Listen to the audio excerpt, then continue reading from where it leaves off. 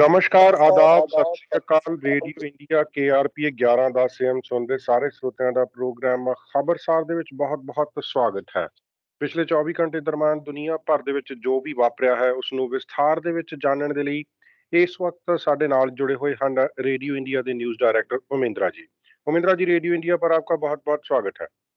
गौरव जी और radio India के सुनने वाले दोस्तों को उमेंद्र सिंह का सत श्री अकाल, नमस्ते और आदाब। हमेशा की तरह अब आपकी सेवा में पेश है news headlines. Gaurav ji, British Columbia की इंटीरियर हेल्थ के भूतपूर्व टॉप डॉक्टर जो है गौरव जी, उनको चाइल्ड सेक्स क्राइम्स के साथ चार्ज किया गया है। एक 21 वर्षीय नवयुवक को वेंकूवर इलाके में स्ट्रेंजर असोल्ट में यानी कि अनजाने लोगों के ऊपर हमला करने के आरोप में भी गिरफ्तार किया गया है। पिछले हफ्ते से लेकर अभी तक गौरव जी, जो कोविड केसेस है ब्रिटिश कोलंबिया में 10% से गिरे हैं और जो एडमिशन है हॉस्पिटल में कोविड एडमिशन है वो स्टेबल है गौरव जी। मैनिटोबा के 5 नागरिक जिन्होंने कोविड 19 रिस्ट्रिक्शंस के खिलाफ आवाज उठाया था, प्रोटेस्ट कर रहे थे, को जज द्वारा फाइन किया गया है गौरव।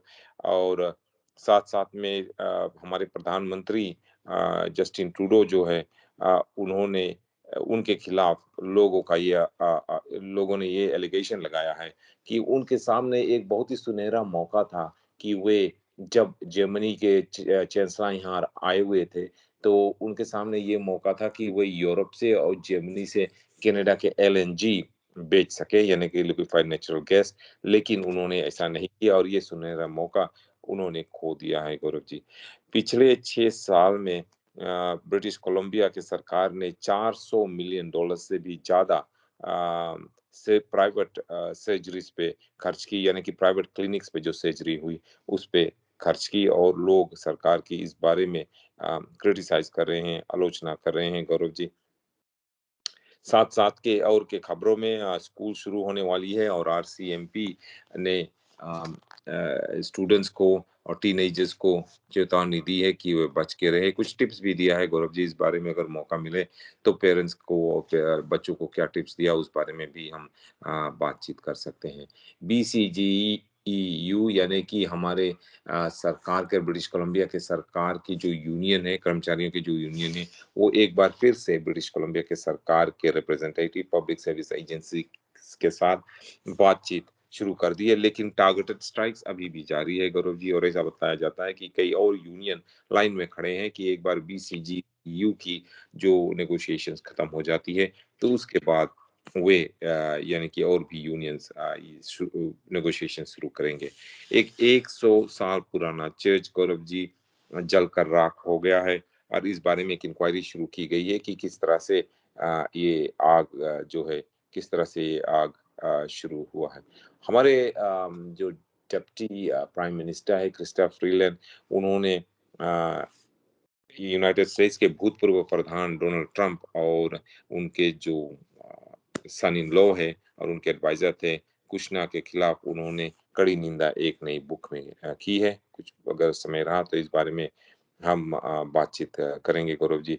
और ब्रिटिश कोलंबिया की सरकार $118 डॉक्टर्स को देने जा रहे हैं जिससे कि वे अपने ओवरहेड कॉस्ट को खर्च को कम कर सके। वैंकूवर में एक आदमी को गौरव जी 1 महीने में 4 बार गिरफ्तार किया गया और ये क्रोनिक ऑफेंडर प्रोग्राम जो है प्रॉब्लम है, माफ करना, उस बारे में ये स्टोरी है गौरव जी। ये इस आदमी को तो केवल 4 बार 1 महीने में गिरफ्तार किया गया, लेकिन एक आदमी को खिलौना में गौरव जी ऐसा विश्वास किया जाता है कि एक ही महीने में उन्हें 22 बार गिरफ्तार किया गया था छोटे-छोटे क्राइम करने के लिए, वायलेंस के लिए गौरव जी। जी, उमेंद्रा जी, सबसे पहले बात करेंगे ताइवान की। अभी टेंशन्स खत्म नहीं हुई थी कि अमेरिका के एक और सेनेटर वहां पर पहुंच गए हैं। हाँ जी, ऐसा बतलाया जाता है कि अमेरिका के एक और सेनेटर, और केवल अमेरिका के एक और सेनेटर नहीं, और भी अमेरिकन पॉलिटिशियंस वहाँ जाने की कोशिश कर रहे हैं और कैनेडियन पॉलिटिशियंस भी जाने की कोशिश कर रहे हैं। हमारे जो मेंबर्स ऑफ पार्लियामेंट के एक कमिटी है, वो वहाँ पर जाने की कोशिश कर रहे हैं। जब वे सिंगापुर के ट्रेड डेलीगेशन के लिए सिंगापुर जाएंगे, तो वे ये कह रहे हैं कि क्यों ना हम ताइवान में भी स्टॉप हो जाए। गौरव जी, वो इसलिए क्योंकि ये इन पॉलिटिशियंस ने ये देखा है कि नैन्सी पेलोसी ने कितना नाम कमाया है जब उन्होंने चाइना का सामना करते हुए, उनसे ना डरते हुए और अपने ब्रेवरी दिखाते हुए, अपनी करेज दिखाते हुए चाइना का सामना करते हुए ताइवान पहुँच गई। और जिस तरह से वे ताइवान गई गौरव जी, उनके साथ उनके प्लेन के साथ-साथ 5 फाइटर जेट्स, लड़ाकू विमान थे, अमेरिकन F-18 फाइटर प्लेन्स थे। वो जाकर वहाँ पर लैंड हुई। 5 दिनों तक उन्होंने ताइवान का दौरा किया, फिर वहाँ से वे वापस आई और उन्होंने ये कहा है कि चाइना जैसे डिक्टेटरशिप से, तानाशाही से वो डरते नहीं है गौरव जी। और शायद इसी एग्जाम्पल को देख के जो और अमेरिकन पॉलिटिशियंस है वो भी ये करने की कोशिश कर रहे हैं कि नैन्सी पेलोसी ने तो पहले बार ये कर दिया, उनको कुछ नहीं हुआ, तो मैं हम भी ये कोशिश करने जा रहे हैं। और जैसे कि मैंने कहा कि कैनेडियन पॉलिटिशियंस भी ये करने की कोशिश कर रहे हैं। हमारे जो इंटरनेशनल ट्रेड की कमिटी है, एक पार्लियामेंट्री कमेटी है, उस कमेटी के मेंबर्स का कहना है कि जब वो सिंगापुर जाएँगे ट्रेड डेलीगेशन के लिए, तो सिंगापुर जाने से पहले वे ताइवान में रुकना चाहते हैं। लेकिन गौरव जी, यहाँ पर एक डेंजर है कि कितनी देर तक वे चाइना को इस तरह से द इस तरह से चाइना का सामना करते रहेंगे, उसकी बेइज़्ज़ती करते रहेंगे। शायद एक समय ऐसा आएगा कि चाइना कहेगा इनफ इज़ इनफ, और वो शायद इन पॉलिटिशियंस के खिलाफ या उनके प्लेन्स जो ताइवान में लैंड हो रहे हैं, उनके खिलाफ कुछ एक्शन लेंगे, तो ये और बड़ा मामला बन सकता है। जो कुछ नैन्सी पेलोसी ने किया था, वो पहली बार था और उन्होंने चाइना को ये दिखाने की कोशिश कर रही थी कि हम आपसे डरते नहीं। लेकिन ये पॉलिटिशियंस जो कुछ करने जा रहे हैं गौरव जी, वो तो केवल नाम कमाने के लिए कर रहे हैं ये सब, और क्या ये सब करना ज़रूरी है? ये तो विचार करने की बात है गौरव। जी। उमेंद्रा जी, यूनाइटेड नेशन सिक्योरिटी काउंसिल के बारे में भारत कह रहा है कि कहीं ये इर्रेलेवेंट ना बन जाए, तो इसका क्या मतलब है और इतना गुस्सा भारत को क्यों आया हुआ है? गौरव जी, वो इसलिए कि जो यूनाइटेड नेशंस सिक्योरिटी काउंसिल है, वहाँ पर 5 परमानेंट मेंबर्स है, जैसे कि यूनाइटेड स्टेट्स है, यूनाइटेड किंगडम है, फ्रांस है, चाइना है और रशिया है। 1945 से गौरव जी 5 परमानेंट मेंबर्स वहाँ पर हैं और इनके पास ये ताकत है। सेकंड वर्ल्ड वॉर के बाद ये यूनाइटेड नेशन सिक्योरिटी काउंसिल स्थापित की गई थी गौरव जी, और उनके पास ये ताकत है गौरव जी कि अगर वे चाहे तो जो कुछ भी यूनाइटेड नेशंस के सामने आता है, ये उनको बॉयकॉट कर सकते हैं। इनके पास यूनाइटेड नेशंस में इन 5 देशों के पास बहुत ही ज़्यादा ताकत है और इंडिया कई सालों से कोशिश कर रहा है कि वे भी यहाँ का परमानेंट मेंबर बन जाए। वे या छठा यानी कि 6th परमानेंट मेंबर बन जाए यूनाइटेड नेशन सिक्योरिटी काउंसिल में। यूनाइटेड नेशंस के सिक्योरिटी काउंसिल में और भी 20 मेंबर्स होते हैं, परमानेंट मेंबर्स होते हैं 5 और भी 20 मेंबर्स होते हैं। लेकिन ये 20 मेंबर्स जो होते हैं परमानेंट नहीं होते। हर 2 साल किसी और देश के साथ वे रोटेट करते हैं। कनाडा भी था वहाँ पर 1-2 साल के लिए, फिर उस किसी ने और कनाडा का जगह ले लिया। तो इंडिया कोशिश कर रहा है परमानेंट मेंबर बनने के लिए और चाइना उसको उसके रोक रहा है। पहले अमेरिका शायद इंडिया के खिलाफ था और पाकिस्तान की बात सुन के अमेरिका ये इंडिया की एप्लीकेशन को सपोर्ट नहीं कर रहा था और अब तो चाइना खुलेआम इसका रोक रहा है और इसीलिए इंडिया कह रहा है कि इस काउंसिल की क्या ज़रूरी है, इसकी क्या अ, इसकी क्या रिस्पॉन्सिबिलिटी है जब इतना बड़ा देश इंडिया जिसकी पॉपुलेशन है 1.3 बिलियन तक उनका पॉपुलेशन है, उनकी इकोनॉमी इतनी बड़ी है, लेकिन इंडिया जो दुनिया का सबसे पॉपुलेटेड देश है, इस काउंसिल का मेंबर नहीं बन सकता। 1945 में ये यूनाइटेड नेशन सिक्योरिटी काउंसिल स्थापित की गई थी और तब से लेकर अभी तक चेंज नहीं हुई। मेरे ख्याल में गौरव जी, जब सोवियत यूनियन 1989 में सोवियत यूनियन डिसइंटीग्रेट हो गया, छोटे-छोटे देश में बँट गया और रशिया बन गया, तो उस समय जो सोवियत यूनियन की जो सीट थी वो रशिया को दे दी गई। उसी समय गौरव जी शायद मौका था, अच्छा मौका था उस समय कि यूनाइटेड नेशन सिक्योरिटी काउंसिल को एक्सपेंड करके इंडिया को भी अंदर मेंबर बना दिया जाए, लेकिन ऐसा हुआ नहीं। और ये ऐसा सिस्टम है गौरव जी कि बिना पाँचों के एग्रीमेंट से, एक तरह के आप सोच लो इंडिया के जो गाँव में होता है, पंचायत होती है, 5 मेंबर्स होते हैं जो पंचू कहते हैं, उनको 5 बैठे रहते हैं। उनकी सभी सहमत जब उनकी पूरी एग्रीमेंट नहीं होती तो कुछ नहीं होता। इसी तरह यहाँ पर गौरव जी ये जो 5 मेंबर्स हैं इनकी पूरी एग्रीमेंट से कुछ होता ही नहीं है। और गौरव जी शायद अमेरिका इस बारे में बहुत अपसेट है, इसीलिए अब ये पहले मर्तबा है आपने देखा कि पिछले कुछ दिन हुए, 2 दिन हुए शायद, यूनाइटेड नेशन की सिक्योरिटी काउंसिल के सामने एक रेज़ोल्यूशन आई यूक्रेन के बारे में, और ये पहली बार है कि इंडिया ने रशिया के खिलाफ इस यूनाइटेड नेशंस की सिक्योरिटी काउंसिल में वोट दिया। जो रशिया को इंडिया हमेशा से सपोर्ट करते चला आ रहा है। ये युद्ध शुरू हो गया, फिर भी वो रशिया को हमेशा सपोर्ट करते चला आ रहा है। लेकिन ये पहली बार है कि इंडिया ने इस यूनाइटेड नेशन सिक्योरिटी काउंसिल में अमेरिका, माफ करना, रशिया के खिलाफ वोट किया। और गौरव जी, मेरे भी ख्याल में यूनाइटेड नेशंस कोई उतना अच्छा इफेक्टिव ऑर्गेनाइजेशन है नहीं। अब देखो, जब गौरव जी, जब ये कोविड शुरू हुआ 2019 में और अर्ली 2020 में चाइना में, तो उस समय भी यूनाइटेड नेशंस और उनकी जो हेल्थ ऑर्गेनाइजेशन है, वर्ल्ड हेल्थ ऑर्गेनाइजेशन, जो यूनाइटेड नेशंस का आइकन है, कुछ नहीं कर पाए। और इस तरह की जब इसी तरह जब युद्ध शुरू हुआ यूक्रेन में, तब भी उन्होंने कुछ कर नहीं पाया। जब ये सब कर नहीं पा रहे हैं, तो यूनाइटेड नेशन का क्या ज़रूरत है? जी। उमेंद्रा जी, आप अपने ब्रीफ्स में बता रहे थे कि प्रधानमंत्री जस्टिन ट्रूडो की काफी खिंचाई हो रही है एलएनजी गैस के एक्सपोर्ट्स के बारे में। तो सीईओ जो है ऑयल एंड गैस कंपनी के, वो ये बोल रहे हैं, लेकिन प्रधानमंत्री इसको डिफेंड कर रहे हैं कि ये कभी बिजनेस का स्ट्रॉन्ग केस था ही नहीं। तो सच्चाई क्या है? गौरव जी, ट्रूडो ने कितने बिज़नेस शुरू किए, कितने बिज़नेस उन्होंने रन किए, कितने बिज़नेस उन्होंने ऑपरेट किए, ये सवाल है। सवाल तो ये है, इसका जवाब ये है गौरव जी कि ट्रूडो ने कभी कोई बिज़नेस किया ही नहीं। ना तो उन्होंने कभी कोई बिज़नेस किया है, ना तो उनको, वो तो हमेशा ड्रामा के टीचर थे और उनके पास कोई बिज़नेस एक्सपीरियंस भी नहीं। तो वो ये किस तरह कह सकते हैं कि ये कोई अच्छा बिज़नेस केस नहीं है। गौरव जी, अगर आप देखो इसमें, तो हाँ, उनके जो ब्यूरोक्रेट थे, उन्होंने उन्हें सलाह दी होगी शायद, या उनकी जो पॉलिसीज़ है वो सलाह दी होगी। लेकिन असलियत तो ये है गौरव जी, जस्टिन ट्रूडो जो है, वो ज़्यादातर क्लाइमेट को सपोर्ट कर रहा है, क्लाइमेट पॉलिसीज़ को, एनवायरमेंटल पॉलिसीज़ को सपोर्ट कर रहा है।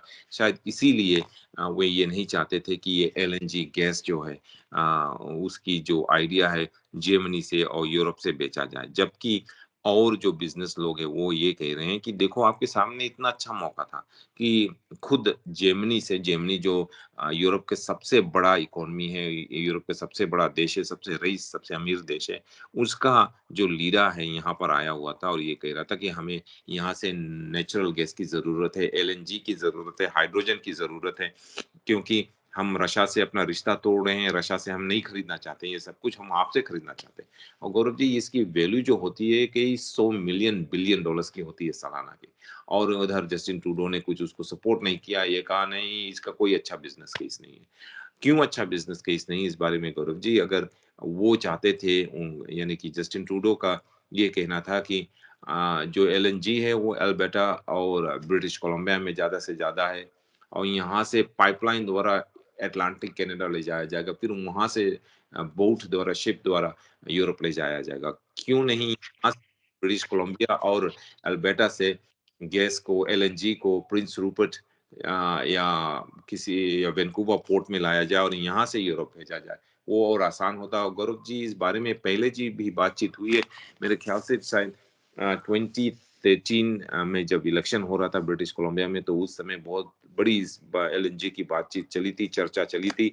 और उस समय दोनों party, liberal, BC liberal party और बीसी एनडीपी ने ये इस इशू को उठाया था कि एलएनजी की जो फील्ड्स हैं यहाँ ब्रिटिश कोलंबिया में, उसको डेवलप किया जा सकता है। और 2-3 कंपनियां ने शायद ये भी प्रस्ताव रखा था कि वे एलएनजी के एक्सपोर्ट वाले पोर्ट प्रिंस रूपर्ट में बनाना चाहते थे, लेकिन आगे चल के इस बारे में कुछ हुआ नहीं। तो प्रधानमंत्री का ये कहना कि ये ठीक बिजनेस केस नहीं है, मेरे ख्याल में ये बिजनेस केस उतनी अच्छा है जितना कि अल्बर्टा में जो हमारे ऑयल फील्ड्स हैं, उतनी ही अच्छा है जितना ऑयल फील्ड्स की बिजनेस केस है। तो मेरे ख्याल में प्रधानमंत्री को इस बारे में और सपोर्ट देना चाहिए था, और जो हमारे मिनिस्टर फॉर ट्रेड है, मिनिस्टर फॉर बिजनेस है, उनको इस बारे में बातचीत करना चाहिए था, और प्रधानमंत्री ने ऐसा किया नहीं। मेरे ख्याल में आगे चलकर अगले इलेक्शन में भी प्रधानमंत्री जस्टिन ट्रूडो के ऊपर ये बहुत बड़ा प्रेशर आएगा कि इतना अच्छा मौका आपके हाथ में आया था, आपके घर कोई खुद चल के आया कि हमें आपकी एलएनजी की ज़रूरत है, कितने पैसे चाहते हो, कैसे हम इसको शुरू कर सकते हैं, और प्रधानमंत्री ने कहा कि ये ठीक बिज़नेस केस नहीं है। जी। उमेंद्रा जी, कुछ एक्सपर्ट्स का कहना है कि फ्रीडम कॉन्वॉय के दौरान मिलिट्री को बहुत कुछ एक्सेप्शनल सिचुएशंस का सामना करना पड़ा, तो वो कौन सी बेहद अलग तरह की सिचुएशंस थी? करो जी, वो इस तरह की थी कि खुद यहाँ पर एक ऐसा माहौल हो क्रिएट हो गया था एटमॉस्फियर कि एक तरह से ओटावा में सिविल वॉर की तरह हो गया था कि कुछ लोग वहाँ चले गए फ्रीडम कॉन्वॉय लेकर। पहले तो वो ये कह रहे थे कि हम केवल एक प्रोटेस्ट करने जा रहे हैं, वहाँ पर जाकर पिटीशन देंगे और फिर वापस आ जाएँगे। एक बार वे वहाँ पहुँच गए, वो छोड़ने से इनकार कर रहे थे। और शायद मिलिट्री को ये भय था कि अगर मिनिस्टर ऑफ डिफेंस के या प्रधानमंत्री के तरफ से हुक्म आए कि इन लोगों को हटाओ तो वो ये क्या करते। गौरव जी, इसीलिए कैनेडियन मिलिट्री का कहना है कि उन्होंने एक्सेप्शनल और अनप्रेसिडेंटेड चैलेंजेस फेस की कि ये डिटरमिन करने के लिए कि क्या अगर उनसे कोई उनसे मांग की गई कि ये जो लोग प्रोटेस्ट कर रहे हैं उनको हटाओ तो वो ये क्या करेंगे।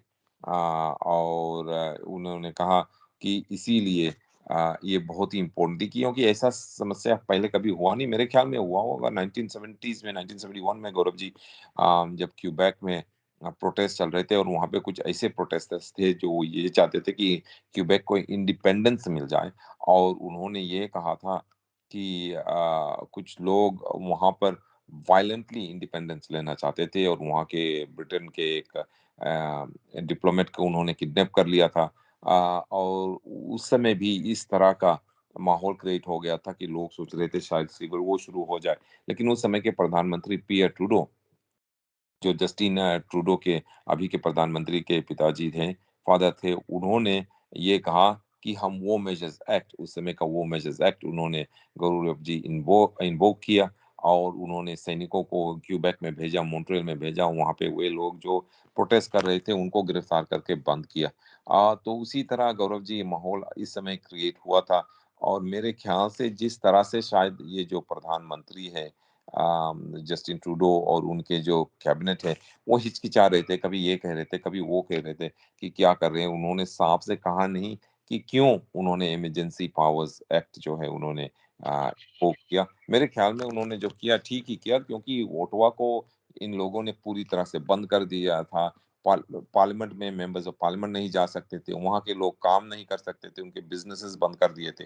तो इस तरह अगर कोई आकर यहाँ सरी में बैठ जाए, प्रोटेस्ट करने लगे और हमारे शहर को बंद कर दे, तो हमें भी ऐसा लगेगा कि प्रधानमंत्री और सरकार को इन लोगों को यहाँ से हटाना चाहिए और ऐसा ही हुआ। लेकिन गौरव जी तो उस समय जो हमारे मिलिट्री के जो डिप्टी जज एडवोकेट जनरल है, उन्होंने chief of the defence of staff general Wayne Eyre के पास उन्होंने एक मेमो भेजा था गौरव जी। ये कहते हुए कि लैक ऑफ प्रेसिडेंट है, यानी कि ऐसा पहले कभी हुआ नहीं कि किस इस तरह की सिचुएशन की मिलिट्री को क्या करना चाहिए। लेकिन गौरव जी मेरे ख्याल में तो ऐसा हुआ है जैसे कि मैंने कहा अर्ली 70s में क्यूबेक में 1970s में ऐसा हुआ जब क्यूबेक में प्रोटेस्ट चल रहे थे। उस समय गौरव जी इस मेमो में यानी कि अभी जो इस मेमो में डिप्टी एडवोकेट जनरल ने ये लिखा है कि military falls are planners. They want to anticipate what's going to happen and have a plan for dealing with things. यानी कि वे चाहते थे, मिलिट्री चाहती थी, उनकी जो सीनियर ऑफिसर्स है वो चाहते थे कि आगे से ही उनके पास प्लान रहे। अगर उनकी बुलावा आवे, अगर डिफेंस मिनिस्ट्री से या प्रधानमंत्री के ऑफिस से उनके ऊपर बुलावा आवे कि वहां पर सैनिकों को भेजो, तो क्या उन्हें क्या करना चाहिए, किस तरह का जवाब उन्हें प्रधानमंत्री को देना पड़ेगा। और गौरव जी यहाँ पर ये बहुत इम्पोर्टेंट है ख्याल रखने के लिए कि मिलिट्री में भी कई ऐसे लोग थे जो ये इन प्रोटेस्टर्स को सपोर्ट कर रहे थे। तो शायद मिलिट्री को ये भी भय थी कि अगर हम सैनिकों को वहाँ भेजें तो वो अगर हमारा हुक्म ना माने और बगावत कर दे, प्रोटेस्ट करने लगे खुद ही मिलिट्री में, तो क्या होगा? जी। उमेंद्रा जी, बीसीजीएयू की बात करते हैं, हड़ताल चल रही है, लेकिन वो तो टेबल पर अभी अपनी नेगोशिएशंस कर रहे हैं, दूसरी यूनियंस भी तैयार हो गई लगती हैं। और जी ये तो गवर्नमेंट की और बिज़नेसेस की हमारा हाँ, हमेशा उनकी यही लगी रहती है कि कॉन्ट्रैक्ट होता है, कॉन्ट्रैक्ट खत्म होता है, फिर नेगोशिएशन शुरू होती है। इस समय मेरे ख़्याल से ये जो सरकार है शायद क्योंकि जॉन हॉगन जो है वो रिटायर होने जा रहे हैं, उन्होंने उतना परवाह नहीं किया और सरकार को पहले से इस नेगोशिएशन को शुरू करना चाहिए था और उन्होंने शुरू किया, लेकिन वे यूनियन की ये माँग कि cost of living adjustment linked रहे किसी भी पे रेज़ के जो कर्मचारियों को मिलेगा, उस इश्यू को लेकर उन्होंने यूनियन से बातचीत करना बंद कर दिया और फिर यूनियन ने हड़ताल की जो वोट थी, वो वोट लेकर अब हड़ताल करने लगी है। तो मामला जो है बहुत आगे बढ़ गया गौरव जी। जो बीसीजीयू है, उनके जो प्रधान है स्टेफनी स्मिथ, उनका कहना है कि चाहे कुछ भी हो जाए, हम ये लेकर रहेंगे कि हमारे जितने भी मेंबर्स हैं, सभी को कॉस्ट ऑफ लिविंग एडजस्टमेंट होना चाहिए। यानी कि गौरव जी की हर साल जब ये रेट ऊपर इन्फ्लेशन ऊपर जाती है, कॉस्ट ऑफ लिविंग एडजस्टमेंट ऊपर जाता है, कॉस्ट ऑफ लिविंग ऊपर जाता है, तो एम्प्लॉइज़ को उनकी जो तनख्वाह है, उनकी बढ़ंती उसमें होनी चाहिए, based on cost of living adjustment. Stephanie Smith कि एनडीपी सरकार और एनडीपी का ये कहना कि नहीं ऐसा नहीं हो सकता इज नॉट गुड इनफ। उनका कहना है कि जो पॉलिटिशियंस है, जो एमएलआईज है, वो खुद ही कॉस्ट ऑफ लिविंग एडजस्टमेंट अपने तनख्वाह में यानी कि एमएलआईज के तनख्वाह में खुद ही लगा ली। 2007 से एमएलआईज ने खुद चुपके से ये वोट कर दिया कि एमएलआईज की जो सैलरीज है वो ऑटोमेटिकली अप्रैल फर्स्ट को ऊपर चले जाएगी कॉस्ट ऑफ लिविंग के एडजस्टमेंट के दौरान की को लेकर कॉस्ट ऑफ लिविंग के एडजस्टमेंट को लेकर ऑटोमेटिकली हर अप्रैल फर्स्ट को एमएलएस की तनख्वाह ऊपर चली जाएगी। इस 2007 से एमएलएस की तनख्वाह मिल रही है। उनकी तनख्वाह उस समय थी शायद 99,000, अब बढ़कर कुछ हो गई है शायद 125,000 प्लस और भी कई $1,000 उनके कमेटी में बैठने के मिल रहे हैं। तो इसीलिए स्टेफनी स्मिथ का कहना है कि जब एमएलआईज अपने लिए cost of living adjustment automatically कर सकते हैं और उन्होंने जो नया कानून मिनिमम वेज का लाया है $15 का, वो automatically cost of living adjustment से लिंक्ड है। हर साल जब cost of living adjustment inflation के कारण ऊपर जाता है तो उनके मिनिमम वेज भी ऊपर जाएगा। उनका कहना है कि इसी तरह हमारे मेंबर्स को भी कॉस्ट ऑफ लिविंग एडजस्टमेंट देना चाहिए। अगर एमएलआईज ने खुद अपने आप को ये cost of living adjustment automatically they लिया है, तो उनको अपने कर्मचारियों को भी ये देना चाहिए गौरव जी। जी। उमेंद्रा जी, हेल्थ केयर सिस्टम की बात करते हैं। पिछले कुछ दिनों से प्राइवेटाइजेशन को लेकर बहस छिड़ी हुई है, तो इसी बीच मैं देख रहा हूँ कि ब्रिटिश कोलंबिया ने अपना प्रैक्टिकल कर लिया है। पिछले 6 सालों में प्राइवेट क्लिनिक से सर्जरीज पर $400 मिलियन ऑलरेडी ब्रेसी खर्च चुका है। हाँ जी और कुछ लोगों का ये कहना है, इस बारे में हमने पहले भी बात की थी और जो फेडरल एनडीपी लीडर है जगमीत सिंह, उन्होंने इसकी निंदा की थी कि किस तरह से जो प्रोविंसेस हैं और जो फेडरल सरकार है वो किस तरह से प्राइवेट कंपनियों को हेल्थ केयर बिजनेसेस दे रहे हैं, यानी कि हेल्थ केयर अगर सर्जरी हो या एक्सरे के बिजनेस हो उनको दे रहे हैं। और इसी तरह अब जो बीसी की सरकार है उनका कहना है कि बीसी की सरकार ने चा माफ़ करना $400 मिलियन से भी ज़्यादा पिछले 6 साल में खर्च किया है सर्जरीज़ पे एट प्राइवेट क्लिनिक्स, यानी कि शायद सरकारी हॉस्पिटल में या जो हमारी बीसी की जो हेल्थ सिस्टम है उसकी वहाँ पर सर्जरी के लिए जगह ना हो, समय ना हो या बहुत लंबा लाइन हो, तो इसीलिए गौरव जी उन्हें प्राइवेट सर्जरीज़ इस्तेमाल करना पड़ा। और $400 मिलियन खर्च हुई इसे और लोग ये सवाल उठा रहे हैं कि ब्रिटिश कोलंबिया ने ऐसा क्यों कहा किया? प्राइवेट सर्जरीज़ यानी प्राइवेट क्लिनिक्स क्या में सर्जरी करने के सिवाय सरकार को और हॉस्पिटल्स बनाना चाहिए और सर्जरी स्वीट्स बनाना चाहिए गौरव जी। एक रिपोर्ट आया है जिस रिपोर्ट में ये वार्निंग दी गई है, चेतावनी दी गई है कि ब्रिटिश कोलंबिया हर साल, हर महीने एक्चुअली जो प्राइवेट क्लिनिक्स का इस्तेमाल है, वो बढ़ाते ही चले जा रहे हैं। एक तरह की सर्जरीज़ को आउटसोर्स कर रहे हैं। जैसे कि आपके कोई बिज़नेस हो, आप किसी और कॉन्ट्रैक्टर से बाहर आउटसोर्स कराते हैं। इसी तरह उनका कहना है कि ब्रिटिश कोलंबिया की सरकार अब जो सर्जरीज़ है, उनको आउटसोर्स करा रही है प्राइवेट और उनको पब्लिक मनी से पे कर रही है। ये रिपोर्ट जो गौरव जी है एक थिंक टैंक द्वारा बनाया गया है, जिस थिंक टैंक का नाम है Canadian centre for policy alternatives. ये एक लेफ्ट लीनिंग थिंक टैंक है गौरव जी। और इस थिंक टैंक का कहना है कि ब्रिटिश कोलंबिया के सरकार ने पिछले कुछ सालों में 6 सालों में शायद $393 मिलियन सर्जरी में खर्च की है, प्राइवेट क्लिनिक्स, और एक 50% माफ करना 57% इंक्रीज है गौरव जी पिछले 4 साल के मिलान में। यानी कि ये सरकार का ये प्रैक्टिस बढ़ते ही चला जा रहा है, ये उनका कहना है। इस थिंक टैंक का कहना है कि इमरजेंसीज में अगर ऐसा हो जाए तो बात अलग है, लेकिन सरकार इसको तो प्रैक्टिस बना ली कि हाँ, हमारे हॉस्पिटल में जगह नहीं है, हॉस्पिटल में टाइम नहीं है, इनफ डॉक्टर्स नहीं है हमारे पास, तो हम किसी प्राइवेट क्लिनिक में सर्जरी करा देते हैं और उस प्राइवेट क्लिनिक को पे कर देते हैं। और ये सब बताया जाता है कि सालाना ये जो स्पेंडिंग है वो $47.9 मिलियन था 2015 में, 2016 में, उस साल में, उससे बढ़कर अब $75 मिलियन पिछले साल हो गया।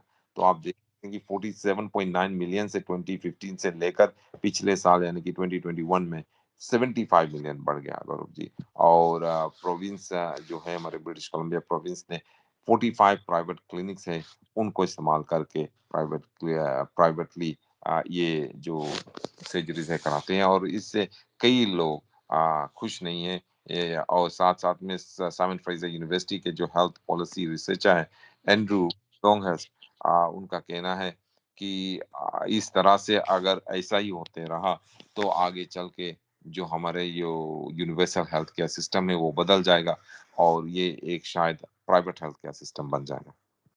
जी, उमेंद्रा जी, इसी के साथ एक और खबर जुड़ी हुई है। इंडिया में तो ऐसा हो जाता है, जैसे कनाडा में यहाँ पर डॉक्टर्स नहीं है, फिजिशियंस नहीं है, तो फार्मासिस्ट्स कह रहे हैं कि छोटी-छोटी बातों के लिए उनको पावर मिलनी चाहिए कि वो ड्रग्स को प्रेस्क्राइब कर सकें। आपको क्या लगता है?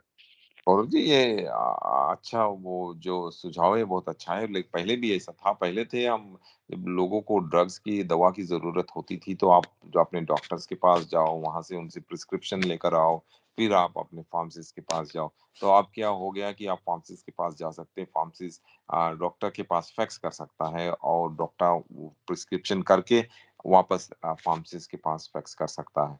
और गौरव जी, कई लोगों के पास डॉक्टर्स नहीं है और कई डॉक्टर्स बहुत बिजी हैं। अगर आप डॉक्टर को कॉल करो आज तो डॉक्टर आपको 2-3 दिन तक नहीं मिल सकता और फिर देखकर आपको प्रिस्क्रिप्शन भेजने में उसको समय लगता है। तो सिस्टम को हमने अभी पिछले 5-10 साल में कुछ बदल दिया है। जैसे था पहले था उस तरह का नहीं है कि आपको एकदम डॉक्टर के पास जाना पड़ता, प्रिस्क्रिप्शन लेकर रिटर्न प्रिस्क्रिप्शन फार्मेसी के पास जाना पड़ता है, तभी ही आपको दवा मिलती है। लेकिन उसको बदल के आप डॉक्टर्स फैक्स कर सकते हैं, और अगर आपकी रिपीट वो हो तो आपको डॉक्टर के कॉल करने की भी ज़रूरत नहीं, फार्मेसिस्ट खुद ही आपके डॉक्टर के पास फैक्स कर सकता है कि गौरव का मेडिकेशन जो है रेगुलर मेडिकेशन खत्म हो गया है और उसकी रिन्यूअल की आप सिग्नेचर भेज दो हमारे पास। तो होता है, और तो ये बहुत ही आसान हो गया है गौरव जी। और ये जो सुझाव है जो फार्मासिस्ट का कि उन्हें छोटे-मोटे जो छोटे-मोटे प्रिस्क्रिप्शंस है उनको अप्रूव करने की उन्हें परमिशन देनी चाहिए। शायद ये अच्छा सुझाव है गौरव जी, लेकिन मेरे ख्याल में शायद डॉक्टर्स इस बात से खुश नहीं होंगे क्योंकि वो कहेंगे ये तो हमारा बिज़नेस है, आप हमारा बिज़नेस हमसे ले रहे हो। अगर आप ऐसे ही चलता रहा तो एक दिन ऐसा आएगा कि डॉक्टर्स की जगह सभी जो प्रिस्क्रिप्शंस है वो सभी फार्मेसी लेंगे। तो मेरे ख्याल से डॉक्टर्स खुश नहीं होंगे, लेकिन सरकार को इस बारे में ज़रूर देखना चाहिए क्योंकि सभी के पास अभी डॉक्टर्स नहीं है। तो उनके बिना डॉक्टर के उनकी प्रिस्क्रिप्शन मिलना बहुत ही मुश्किल है। उमेंद्रा जी, हेल्थ सिस्टम के साथ एक और खबर है। कोई डॉक्टर है, इंटीरियर हेल्थ से उनको सेक्स क्राइम्स के बारे में चार्ज किया गया है, तो क्या मसला है? गौरव जी, ये कोई डॉक्टर ही नहीं, बहुत ही सीनियर डॉक्टर थे इंटीरियर हेल्थ, जैसे कि हमारे Florida health, coastal Vancouver coastal health है, वैसे ही एक इलाका इंटीरियर में इंटीरियर हेल्थ, और उसका भूतपूर्व सबसे टॉप डॉक्टर जो था, उन्हें चाइल्ड सेक्स क्राइम से चार्ज किया गया है। गौरव जी, ये जो डॉक्टर थे, former chief medical health officer थे इंटीरियर हेल्थ के, और उन्हें चाइल्ड सेक्स क्राइम से चार्ज किया गया है ग्रैंड प्रेरी, अल्बर्टा में। ये है डॉक्टर स्टेफनोस डी विलियर्स, जो जून 2021 तक, एक्चुअली कल लास्ट ईयर तक गौरव जी, वो इंटीरियर हेल्थ के टॉप डॉक्टर थे, चीफ मेडिकल ऑफिसर थे, और उन्हें मंगलवार को चार्ज किया गया है Gaurav ji with sex crimes involving children, invitation to sexual touching and making sexually explicit material available to a child related to events. ये सब जो हुआ गौरव जी, ये क्राइम्स जो हुए वो जनवरी 2017 से लेकर दिसंबर 2019 में हुआ अल्बर्टा के इस शहर में ग्रैंड प्रेरी में। और ग्रैंड प्रेरी के आरसीएमपी का कहना है, एक स्टेटमेंट में उन्होंने कहा कि उन्होंने एक इन्वेस्टिगेशन लॉन्च की है जब नए कंप्लेंट्स डॉक्टर विलियर्स जो 54 इयर्स के हैं गौरव जी, जनवरी में उनके खिलाफ नए कंप्लेंट्स एलिगेशंस किए गए। उस समय गौरव जी उन्हें पहले से ही कुछ इसी तरह के क्राइम से चार्ज करे किया गया था। और गौरव जी डॉक्टर विलियर्स जो है वे अब कोर्ट में आएंगे जनवरी 10 से लेकर 23 तक। जनवरी 10 से लेकर जनवरी 23 2023 तक उनकी कोर्ट केस रहेगी जज के सामने। अलोन ट्रायल होगा Gaurav ji on charges of sexual assault और सेक्सुअल इंटरफेरेंस ग्रैंड प्रेरी में for events that took place between June 15, 2018 and July 31st, 2020। तो ये सब जो हुआ जो जून 2018 से लेकर July 31st, 2020 जो ये सेक्सुअल असॉल्ट हुआ, उसके अलावा गौरव जी अब डॉक्टर विलियर्स के खिलाफ और भी सेक्सुअल असॉल्ट इन्वॉल्विंग चिल्ड्रन के चार्जेस लगाए गए हैं। जी। उमेंद्रा जी, बच्चे स्कूल में दोबारा से जाने के लिए तैयार हैं, तो आरसीएमपी भी उनको कुछ टिप्स देना चाहती है साइबर बुलिंग के बारे में। हाँ जी, जी साइबर बुलिंग के बारे में और भी टिप्स आरसीएमपी दे रही है। आरसीएमपी का कहना है कि बैक टू स्कूल जो उनकी टिप्स है वो बच्चों को ज़्यादातर जो पेरेंट्स है और जो नवयुवक है, यूथ्स है, टीनेजर्स है, उनको देना चाहती है।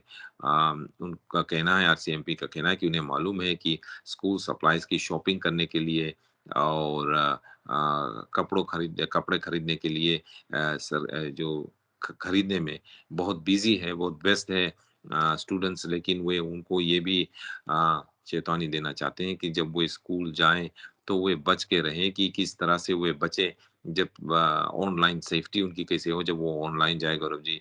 और आज के टेक्नोलॉजी के दौरान जो जिस तरह की टेक्नोलॉजी है बच्चों को वैसे ही डायरेक्टली बुलिंग नहीं किया जाता, ऑनलाइन बुलिंग भी की जाती है। इस बारे में हमें मालूम है, ऑनलाइन हैरेसमेंट भी होता है। और ये हैरेसमेंट्स होता है गौरव जी जब बेल यानी कि जब स्कूल खत्म हो जाता है, फाइनल बेल रिंग हो जाता है, स्कूल खत्म हो जाता है, बच्चे घर चले जाते हैं वापस, तो वहां पर गौरव जी फिर भी इस तरह की जो बुलिंग है वो चलती रहती है गौरव जी। आरसीएमपी का कहना है उन्होंने कुछ टिप्स प्रिपेयर किए हैं जो वो बच्चों को और पेरेंट्स को देना चाहते हैं कि किस तरह से वो ऑनलाइन बुलिंग से बच के रहें। जी। उमेंद्रा जी, आप अपने ब्रीफ्स में बता रहे थे कि एक व्यक्ति को जिसने वैंकूवर पिज़्ज़ा सर्वर पर अटैक किया था, उसको 4 बार 2 महीने में गिरफ्तार किया गया। ऐसे बहुत सारे केसेस हो चुके हैं। गौरव जी ये बहुत एक तरह का सीरियस केस है कि इस तरह के केसेस होते क्राइम्स होते हैं, इनको गिरफ्तार किया जाता है, जज के सामने ले जाया जाता है, जज उन्हें छोड़ देता है कि चलो 6 महीने बाद आपका कोर्ट केस है।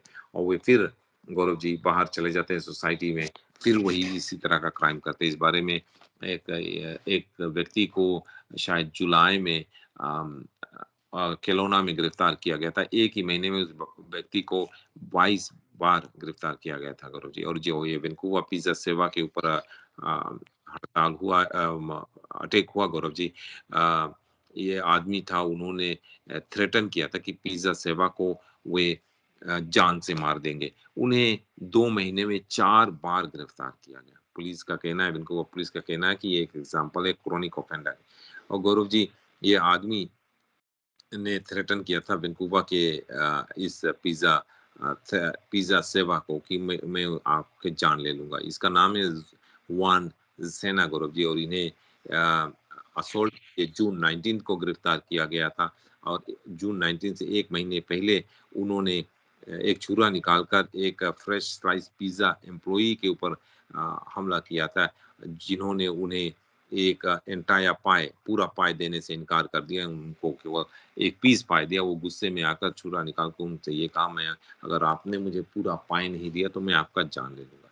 गौरव जी उनको एक बार फिर से जून 19 को गिरफ्तार किया गया, एक बार फिर से जुलाई 19 को गिरफ्तार किया गया, मई में भी उन्हें गिरफ्तार किया गया और बिना बेल के उन्हें रिलीज़ कर दिया गया और गौरव जी फिर उन्हें जुलाई 21 को गिरफ्तार किया गया। अब देखो मई के मध्य में उन्हें गिरफ्तार किया गया।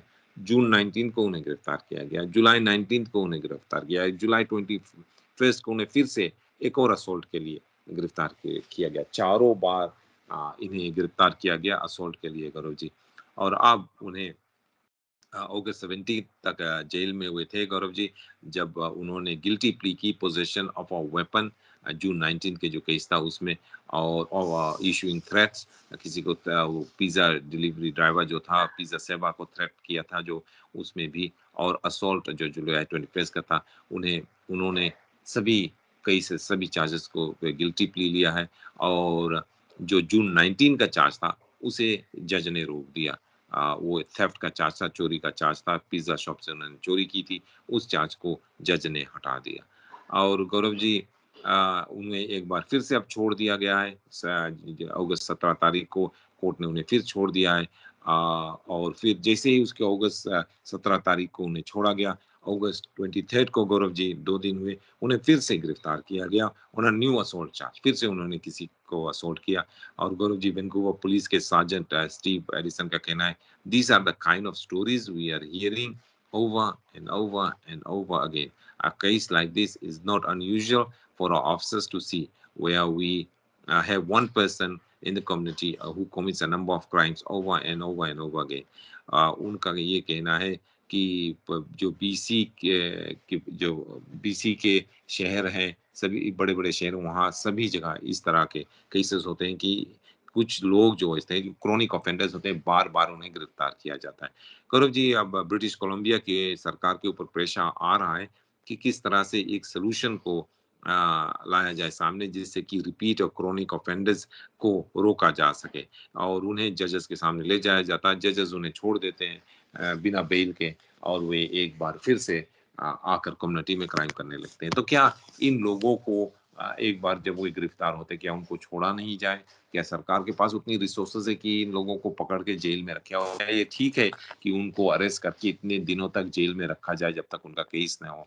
नहीं तो क्या उनको केस जल्दी से जल्दी उनका केस किया जाए? इस तरह के सवाल जो है वो ब्रिटिश कोलंबिया सरकार के सामने है गौरव जी, इस बारे में वे सवाल कर रहे हैं। गौरव जी, ऐसा बताया जाता है वैंकूवर में कुछ 40 सुपर क्रोनिक ऑफेंडर्स हैं, जिनकी एवरेज 54 कन्विक्शंस है, यानी कि 40 ऐसे लोग जो वैंकूवर में हैं, क्रोनिक ऑफेंडर्स हैं, उनके हर एक के खिलाफ 54 कन्विक्शंस, चार्जेस नहीं कन्विक्शंस, 54 बार वो कन्विक्ट हो चुके हैं कोर्ट में, फिर भी वो बाहर आते हैं, आकर इस तरह के क्राइम करते हैं। और गौरव जी ऐसा बताया जाता है कि इस तरह के जो क्रोनिक ऑफेंडर्स होते हैं, वो वो जो 75% जो क्राइम होते हैं, ज़्यादा से ज़्यादा ये क्रोनिक ऑफेंडर्स ही करते हैं। उमेंद्रा जी जाते-जाते ब्रीफ में कोविड की रिपोर्ट कल आ गई होगी उसके बारे में बता दें। हाँ जी, कोविड की रिपोर्ट ये बहुत अच्छी रिपोर्ट है गौरव जी, ये केस ऐसा बताया जाता है कि पिछले 7 दिनों में कोविड की जो केस है, वो 10% से नीचे गई है और भी नीचे जा रही है गौरव जी। अब केवल 3 हमारे जो ब्रिटिश कोलंबिया के जो हमारे हॉस्पिटल्स हैं, उसमें केवल 330 लोग गौरव जी हैं जो कोविड-19 से पीड़ित हैं और जो आईसीयू के केस है वो थोड़ा-से बढ़ गए 22 से 29 हो गया है गौरव जी, लेकिन सब मिलाकर जो हॉस्पिटल में जो केसेज़ है वो नीचे चले गए हैं और गौरव जी जो एडमिशन्स है जितने लोग जो कोविड से पीड़ित हैं जो हॉस्पिटल्स में आते हैं वो नंबर स्टेबल है। तो ये बहुत खुश खबरी है गौरव जी, हैप्पी न्यूज़ है। इसका मतलब ये है कि जो BA.5 वेरिएंट था ओमिक्रॉन का, उनका जो पीक था रीच हो गया और केसेज़ अब नीचे जाने जी। उमेंद्रा जी आज के लिए आपका बहुत-बहुत शुक्रिया। सोमवार को फिर आपसे मुलाकात होगी। रेडियो इंडिया की पूरी टीम की तरफ से बहुत-बहुत धन्यवाद। गौरव जी, आपको भी बहुत-बहुत धन्यवाद।